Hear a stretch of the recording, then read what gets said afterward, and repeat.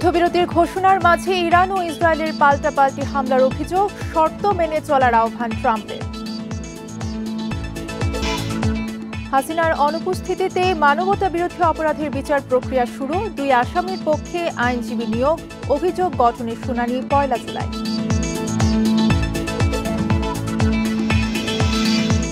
সংকট কাটছে না ঢাকা মেডিকেল কলেজে, আবাসন নিশ্চিতের দাবিতে ক্লাস পরীক্ষা বর্জনের ঘোষণা 82তম ব্যাচের শিক্ষার্থীদের।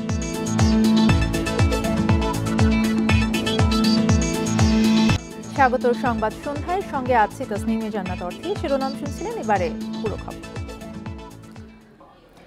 ইরান ইসরায়েলের মধ্যে যুদ্ধবিরতি শুরু হয়েছে বলে জানিয়েছেন মার্কিন প্রেসিডেন্ট ডোনাল্ড ট্রাম্প। এটি লঙ্ঘন না করতে 2 পক্ষকে আহ্বান জানান তিনি।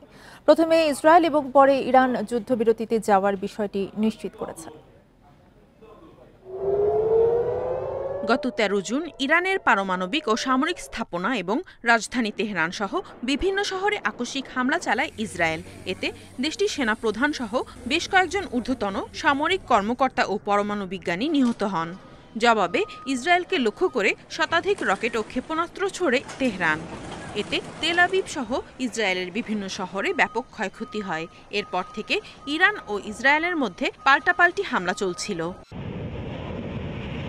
এরপর গত 22 জুন ইরানের 3টি পারমাণবিক কেন্দ্র লক্ষ্য করে বিমান হামলা চালিয়ে সরাসরি দেশটির সঙ্গে যুদ্ধে জড়ায় যুক্তরাষ্ট্র। মধ্যপ্রাচ্য সংঘাতে জড়ানোয় যুক্তরাষ্ট্রসহ বিশ্বজুড়ে বেশ সমালোচনার মুখে পড়েন রিপাবলিকান এই নেতা। এমনকি ইরাক যুদ্ধের মতো যুক্তরাষ্ট্র আরেকটি ভুল করল, এমন কথাও উঠে। ট্রাম্পের হুঁশিয়ারির তোয়াক্কা না করে সোমবার কাতার ও ইরাকের মার্কিন সামরিক ঘাঁটিতে ক্ষেপণাস্ত্র হামলা চালায় ইরান। সেই সঙ্গে ইরান ইসরায়েলের মধ্যেও চলতে থাকে পাল্টাপাল্টি হামলা। মার্কিন ঘাঁটিতে ইরানের হামলার পরই সুর পাল্টান মার্কিন প্রেসিডেন্ট। বলেন, এখন শান্তির সময়। ইরান ও ইসরায়েলকে হামলা বন্ধ করে শান্তির পথে ফিরে আসার আহ্বান জানান ট্রাম্প। ঘাঁটিগুলোতে হামলার আগে ইরান যুক্তরাষ্ট্রকে আগাম সতর্ক করায় কোনো হতাহত হয়নি জানিয়ে দেশটিকে ধন্যবাদও জানান তিনি। এরপরই সবাইকে চমকে দিয়ে ইরান ও ইসরায়েল পূর্ণ যুদ্ধবিরতিতে রাজি হয়েছে বলে ঘোষণা দেন ট্রাম্প। একে 12 দিনের যুদ্ধ আখ্যা দিয়ে দুপক্ষকে অভিনন্দন জানান তিনি। ট্রাম্প জানান, 12 ঘন্টার মধ্যে সংঘর্ষ থামাবে ইরান ও ইসরায়েল, আর 24 ঘন্টার মধ্যে পূর্ণ যুদ্ধবিরতি কার্যকর হবে। এই যুদ্ধ বহু বছর ধরে চললে গোটা মধ্যপ্রাচ্য ধ্বংস হয়ে যেত বলেও জানান তিনি। এদিকে ইরানের পররাষ্ট্রমন্ত্রী আব্বাস আরাকচি জানিয়েছেন, ইসরায়েলি আগ্রাসন বন্ধ হলে তারাও পাল্টা হামলা বন্ধ করবে। এছাড়া ইরানের সঙ্গে মার্কিন প্রেসিডেন্ট ট্রাম্পের যুদ্ধবিরতির প্রস্তাবে সম্মতির কথা নিশ্চিত করেছেন ইসরায়েলের প্রধানমন্ত্রী নেতানিয়াহু। অভিযানের লক্ষ্য পূরণ হয়েছে বলেও দাবি তার। Nadia Tabassum, independent news. মানবতাবিরোধী অপরাধের মামলায় পলাতক শেখ হাসিনার পক্ষে আইনজীবী নিয়োগের নির্দেশ দিয়েছে আন্তর্জাতিক অপরাধ ট্রাইব্যুনাল। সাবেক প্রধানমন্ত্রীর অনুপস্থিতিতেই আগামী 1 জুলাই শুরু হবে অভিযোগ গঠনের শুনানি। মঙ্গলবার বিচারপতি মোহাম্মদ গোলাম মুর্তজা মজুমদারের নেতৃত্বে 3 সদস্যের আন্তর্জাতিক অপরাধ ট্রাইব্যুনাল এই আদেশ দেন। পুনর্গঠিত আন্তর্জাতিক অপরাধ ট্রাইব্যুনালে এখন পর্যন্ত হওয়া 24টি মামলার মধ্যে শেখ হাসিনার বিরুদ্ধে মানবতাবিরোধী অপরাধের এই মামলাকে মনে করা হয় সবচেয়ে গুরুত্বপূর্ণ। মামলার অপর 2 আসামি শেখ হাসিনার সহযোগী সাবেক স্বরাষ্ট্রমন্ত্রী আসাদুজ্জামান খান কামাল এবং সাবেক আইজিপি চৌধুরী আবদুল্লাহ আল মামুন। তাদের বিরুদ্ধে জুলাই-আগস্ট আন্দোলন দমনে, ছাত্র জনতাকে হত্যায়, উস্কানি, মারণাস্ত্রের ব্যবহার সহ 5টি অভিযোগ আমলে নেয় ট্রাইব্যুনাল। পরে পলাতক শেখ হাসিনা ও আসাদুজ্জামানকে 1 সপ্তাহের মধ্যে আত্মসমর্পণের জন্য পত্রিকায় বিজ্ঞপ্তি দেওয়া হয়। হাজির না হওয়ায় তাদের পক্ষে রাষ্ট্রকে আইনজীবী নিয়োগের আদেশ দেয় ট্রাইব্যুনাল। ট্রাইব্যুনাল পত্রিকা বিজ্ঞপ্তি দিয়েছিলেন, পত্রিকা পেপার পাবলিকেশন হয়েছে, পত্রিকা বিজ্ঞপ্তি নথিতে সামিল হয়েছে। পরবর্তী দিন চার্জ হিয়ারিংয়ের জন্য অর্থাৎ 1 জুলাই ধার্য করা হয়েছে এবং ইতিমধ্যে tribunal honourable tribunal state defence নিয়োগ করবেন। তারপর 1 জুলাই চার্জ হিয়ারিং। শেখ হাসিনার পক্ষে আইনজীবী নিয়োগের বিষয়টি ব্যাখ্যা করেন চিফ প্রসিকিউটরের আইনি পরামর্শক ও ব্রিটিশ আইনজীবী টবি ক্যাডম্যান। আসামির পক্ষে রাষ্ট্র কর্তৃক আইনজীবী নিয়োগের পূর্ণ এখতিয়ার আন্তর্জাতিক অপরাধ ট্রাইব্যুনালের। দক্ষতা এবং যোগ্যতার ভিত্তিতে কোন আইনজীবীকে নিয়োগ দেওয়া যায় তা কেবল ট্রাইব্যুনালেরই বিবেচ্য বিষয়। এখানে প্রসিকিউশনের কোনো দায়িত্ব নেই। এদিকে মঙ্গলবার শেখ হাসিনার বিরুদ্ধে গুমের মামলাটিও ট্রাইব্যুনালে ওঠে। হাজির করা হয় আরেক আসামি সাবেক সেনা কর্মকর্তা জিয়াউল আহসানকে। পরে মামলার তদন্ত প্রতিবেদন দাখিলে আরও 2 মাস সময় বাড়িয়েছে tribunal. Zahidul Bashar, Independent News, Dhaka. ছাত্র জনতার আন্দোলন চলাকালে আশুলিয়ায় হত্যার পর 6 জনের মরদেহ পোড়ানোর মামলায় আন্তর্জাতিক অপরাধ ট্রাইব্যুনালে অভিযোগ দাখিল আগামী 2রা জুলাই। এই ঘটনায় 16 জনকে অভিযুক্ত করে 19 জুন প্রতিবেদন জমা দেয় তদন্ত সংস্থা। সকালে এই মামলায় গ্রেফতার পুলিশ কর্মকর্তা আব্দুল্লাহ হিল কাফি, শাহিদুল ইসলাম সহ 7 জনকে হাজির করা হয় ট্রাইব্যুনালে। এর আগে মরদেহ পোড়ানোর নৃশংস ঘটনার বিষয়ে চিফ প্রসিকিউটর মোহাম্মদ তাজুল ইসলাম জানিয়েছিলেন, 5 আগস্ট গুলি করে হত্যার পর আশুলিয়া থানার পাশে মরদেহগুলো পুলিশ ভ্যানে রেখে আগুন ধরিয়ে দেয় পুলিশ। আগুন দেওয়ার সময়ও একজন জীবিত ছিলেন। সেই অবস্থাতেই পেট্রোল ঢেলে আগুন জ্বালিয়ে দেওয়া হয়। কোনো অপরাধী মব জাস্টিস সমর্থনযোগ্য নয় বলে মন্তব্য করেছেন বিএনপি নেতা রুহুল কবির রিজভী। এ ধরনের ঘটনা বন্ধের পাশাপাশি আইন শৃঙ্খলা নিয়ন্ত্রণে সরকারকে দ্রুত ব্যবস্থা নেওয়ার আহ্বান জানান তিনি।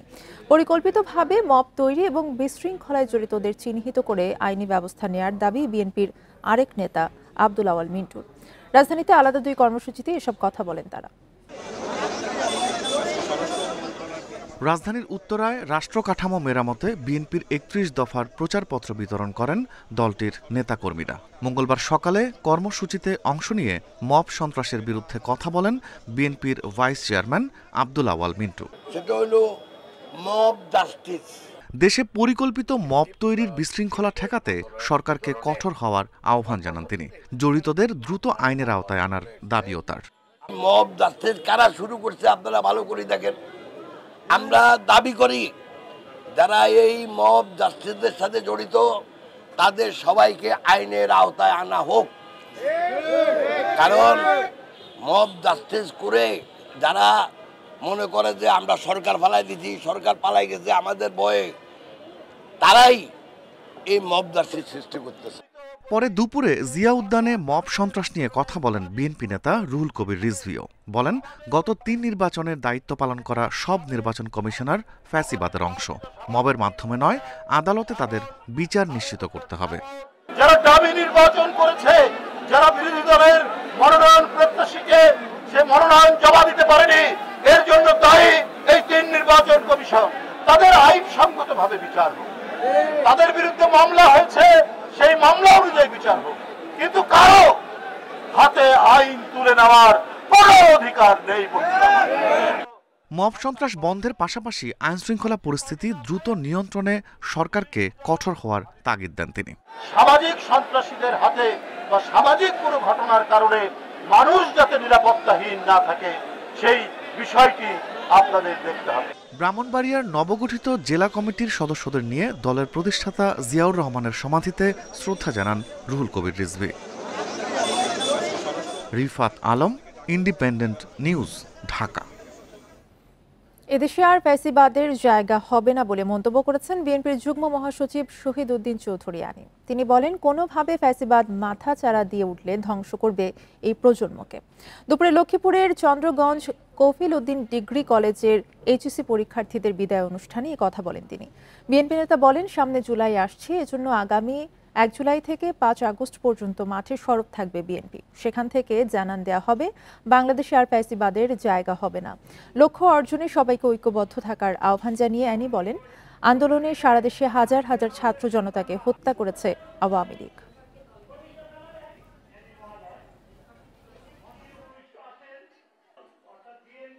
ফ্যাসিবাদের জায়গা বাংলাদেশে আর হবে না। ফ্যাসিবাদের মৃত্যু হয়েছে, ফ্যাসিবাদের দাম্ভন হয়েছে। কোনোভাবে ওই ফ্যাসিবাদ মাথা ছাড়া দিয়ে উঠে এই প্রজন্মকে, আপনাকে আমাকে ধ্বংস করবে, সেই সুযোগ বাংলাদেশের মাটিতে আর হবে না।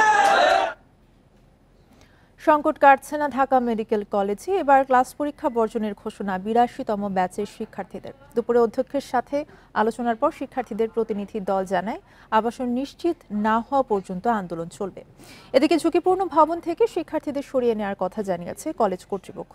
তবে এতেও সন্তুষ্ট নন আন্দোলনকারীরা। ঝুঁকি নিয়ে জরাজীর্ণ হলের কক্ষেই থাকছেন আগামী দিনের চিকিৎসকরা। নিরাপদ আবাসন সহ ৫ দফা দাবিতে শিক্ষার্থীদের আন্দোলনের জেরে বন্ধ ঢাকা মেডিকেল কলেজ। মঙ্গলবার কলেজ ক্যাম্পাসে এক ব্রিফিংয়ে শিক্ষার্থীরা জানান, আন্দোলনের মুখে ঝুঁকিপূর্ণ কক্ষ থেকে শিক্ষার্থীদের নিরাপদ ভবনে সরিয়ে নেওয়ার কাজ শুরু করেছে প্রশাসন। স্বাস্থ্য মন্ত্রণালয় ও কলেজ কর্তৃপক্ষ অধিকাংশ দাবি মেনে নিলেও আবাসনের সুযোগ বঞ্চিত নবাগত ৮২তম ব্যাচ। কলেজ কর্তৃপক্ষের পক্ষ থেকে নতুন কিছু অ্যালটমেন্ট এসেছে এবং আমরা সেই অনুযায়ী ঝুঁকিপূর্ণ জায়গাগুলো থেকে নিরাপদ অবস্থানে মুভ করা শুরু করেছি। এরপরে যেটা দেখা গেছে যে নতুন হলের বিষয়ে যে আপডেটটা তারা আমাদেরকে দিয়েছেন সেটা হলো যে আপনারা জানেন দেশব্যাপী যে মেডিকেল কলেজগুলো আছে সবগুলো মেডিকেল মিলে ১৯টা নতুন হল করার একটা প্রকল্প চলমান এবং সেই ১৯টা হলের মধ্যে ২টি হল ঢাকা মেডিকেল কলেজের জন্য বরাদ্দ দেওয়া হয়েছে। এই ব্যাচের শিক্ষার্থীদের দাবি, সিট বরাদ্দ না হয় আটকে আছে ২৬০ জনের ওরিয়েন্টেশন প্রক্রিয়া। তাই আবাসন নিশ্চিত হওয়া পর্যন্ত সব ক্লাস পরীক্ষা বর্জনের ঘোষণা তাদের।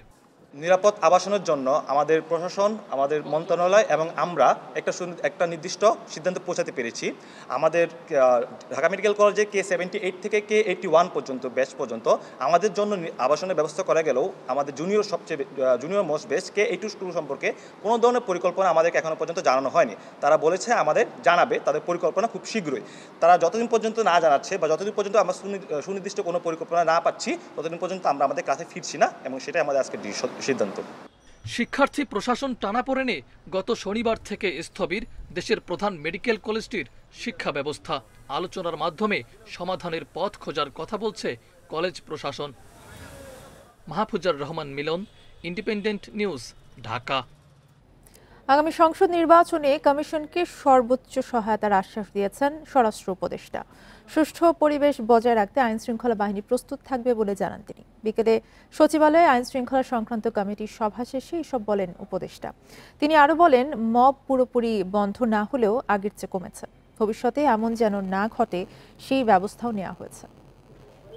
সময়ের মতো আলোচনা আইনশৃঙ্খলা সংক্রান্ত উপদেষ্টা কমিটির ১০ম বৈঠক চলে প্রায় ২ ঘন্টা। আলোচনা হয় আইনশৃঙ্খলা পরিস্থিতি ও অভিযান, গণ অভ্যুত্থানের মামলার তদন্ত ও অবৈধ অস্ত্র উদ্ধার নিয়ে।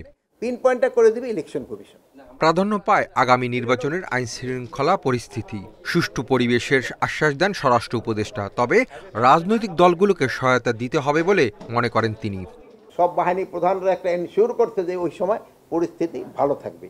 আরেকটা জিনিস, নির্বাচনে আইন শৃঙ্খলা পরিস্থিতি ভালো থাকাটা শুধু আইন শৃঙ্খলা বাহিনীর উপরে নির্ভর করে না, যারা পার্টিসিপেট করে তাদের উপরেও কিন্তু নির্ভর করে। এই জন্য আপনারা সবসময় বলবেন, তাদেরও বলবেন, যদি নির্বাচনটা ভালো হয়, যে জিতে তার জন্য কিন্তু একটু ভালো হয়, ভালো নির্বাচনে জিতি।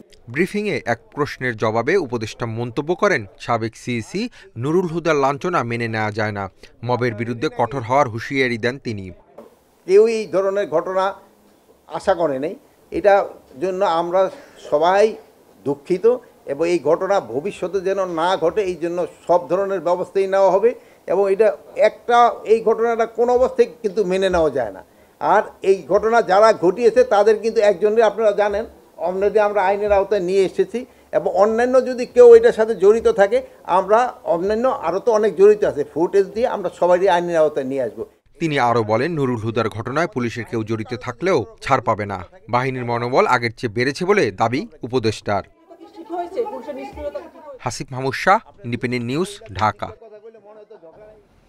রাঙামাটির কাউখালীতে সেনাবাহিনীর সঙ্গে ইউপিডিএফ প্রসিদ্ধ গ্রুপের সশস্ত্র সদস্যদের গোলাগুলির ঘটনা ঘটেছে। এতে সেনা সদস্য তরিকুজ্জামান খান গুলিবিদ্ধ হয়েছেন। এ সময় ৩ জনকে আটক করা হয়েছে।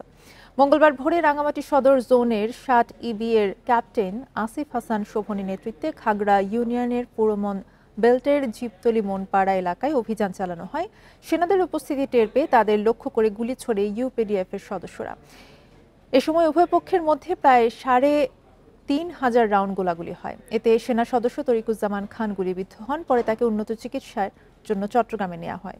ঘটনাস্থল থেকে গুলি ভর্তি ম্যাগাজিন সহ একটি SMG receiver cover, 47 round ammunition, 52টি গুলির খোসা, মোবাইল এবং 2টি আইডি কার্ড উদ্ধার করা হয়েছে।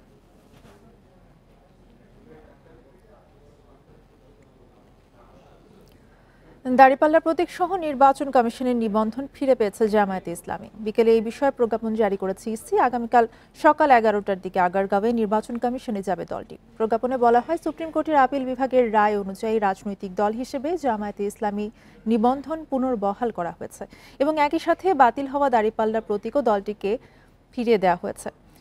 2008 সালে রাজনৈতিক দল হিসেবে জামায়াতকে নিবন্ধন দেয় নির্বাচন কমিশন। পরের বছর এর বিরুদ্ধে হাইকোর্টে রিট করেন 25 ব্যক্তি। শুনানি শেষে 2013 সালে দলটির নিবন্ধন বাতিল করে রায় দেয় হাইকোর্ট। এরপর দাঁড়িপাল্লা ন্যায় বিচারের প্রতীক এমন কারণ দেখিয়ে 2016 সালে সুপ্রিম কোর্টের ফুল কোর্টের সিদ্ধান্তে জামায়াতের প্রতীক বাতিল করে ইসি।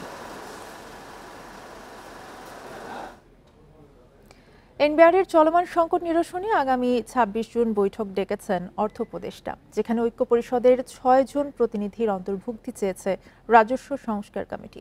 এদিকে রাজস্ব খাত সংস্কার নিয়ে আলোচনায় গঠিত কমিটি বাতিলের দাবি জানিয়েছে সংস্কার ঐক্য পরিষদ। তারা বলেন, এনবিআর চেয়ারম্যানকে অপসারণ করা না হলে 28 জুন কমপ্লিট শাটডাউন পালন করা হবে। জাতীয় রাজস্ব বোর্ড এনবিআরকে বিলুপ্ত করে অধ্যাদেশ জারির পর থেকেই এনবিআর সংস্কার ঐক্য পরিষদের ব্যানারে নানা কর্মসূচি পালন করে আসছেন কর্মীরা। সবশেষ রাজস্ব বোর্ড সংস্কারে গঠন করা কমিটির গ্রহণযোগ্যতা নিয়ে প্রশ্ন তুলে আবারও কলম বিরতি পালন করছেন তারা। দ্বিতীয় দিনে 5 ঘন্টার কলম বিরতি ও অবস্থান কর্মসূচি শেষে সংবাদ সম্মেলনে এনবিআর সংস্কার ঐক্য পরিষদ জানায়, এনবিআর নিয়ে জারি করা অধ্যাদেশের প্রয়োজনীয় সংশোধনে গঠিত কমিটিকে বাতিল চান তারা। পাশাপাশি এনবিআর চেয়ারম্যানকে 27 তারিখের মধ্যে অপসারণের আলটিমেটামও দেয় ঐক্য পরিষদ। 6 সদস্যের একটি কমিটি করেছে, যেখানে সংস্কার ঐক্য পরিষদের কোনো প্রতিনিধি নাই, যারা এই আন্দোলনকে তৈরি করেছে, জন্ম দিয়ে গিয়েছে, এগিয়ে নিয়ে গেছে। 28 জুন 2025 খ্রিস্টাব্দ তারিখ থেকে কর, কাস্টমস ও ভ্যাট বিভাগের সকল দপ্তরে লাগাতার কমপ্লিট শাটডাউন চলবে। এদিকে এনবিআরের চলমান সংকটের মধ্যে আগামী বৃহস্পতিবার বিকেলে বৈঠক ডেকেছেন অর্থ উপদেষ্টা ডক্টর সালেউদ্দিন আহমেদ।